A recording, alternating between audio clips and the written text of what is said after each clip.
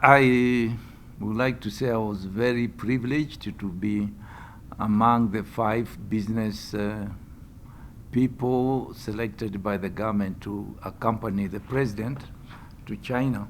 We were accorded all the protocols. We attended meetings with him. But the most memorable thing is standing on a line next to our president and seeing a 21 gun salute staged for him, and watching the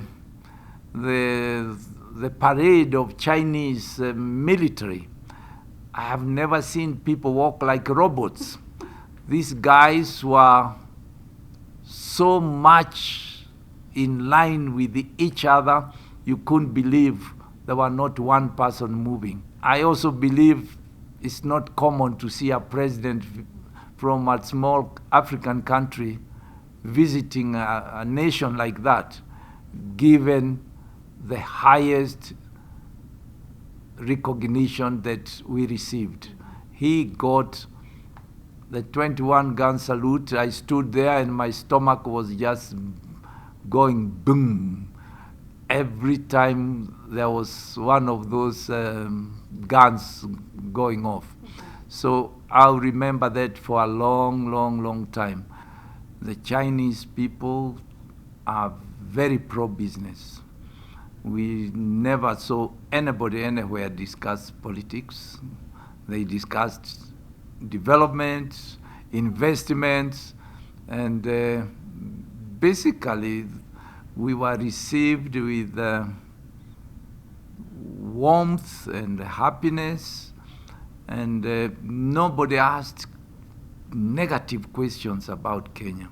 I think this is the first trip I went to that country that I saw a country that we should have been going there many years ago. The whole trip was very successful. I would rate it one of the best I think Kenyan delegation has ever attended, because besides the money which was loaned to the Kenya government, there were various discussions with governors of various counties about investment in their counties. And those who went there with defined projects, they actually did conclude some serious agreements. I think the West loves themselves. They know they've been benefiting a lot from Africa. And if they boycott Africa, it will be their own detriment. I personally think they will not. Maybe China is a catalyst to make them wake up. Many people in America do realize that they are missing opportunities in Africa, and it's time they woke up and not just come and invest in stocks in the stock market here.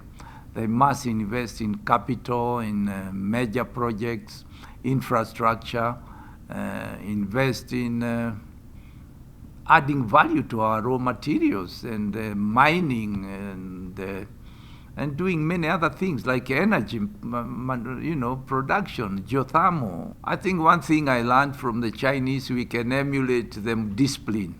They are very disciplined lot. If they agree with you, you are meeting at 10:05, they are there 10:05.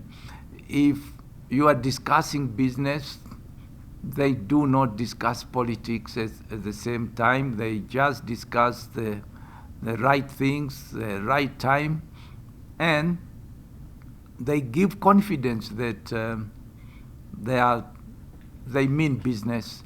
They are very hospitable. If I have anything to do with it, I would love to see Kenyan schools adopt teaching of Chinese language as one of our future barrier breakdown in relationship, because a lot of Chinese don't speak English, and therefore we need to be able to speak their language. I think this will accelerate our development much faster and our partnership.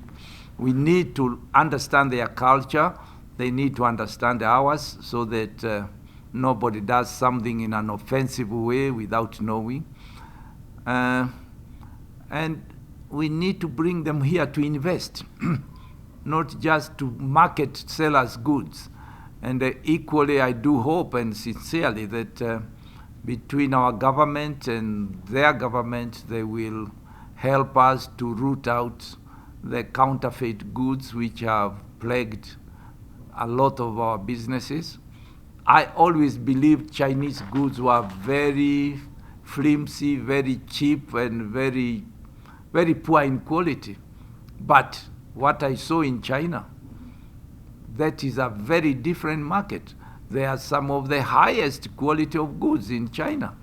In fact, you could buy anything. Some of the meals I had some of the cutlery and plates which I've never used in my life. I had gold plates and gold spoons and yeah, beautiful. I felt like taking a fork and putting it in my pocket. Beautiful stuff, really. I tell you, my view about China completely changed. And I'm ready to work with the Chinese, like I'm ready to work with anybody from anywhere who believes in us in Africa, who doesn't look at us as a problem area, and who wants to be a true partner.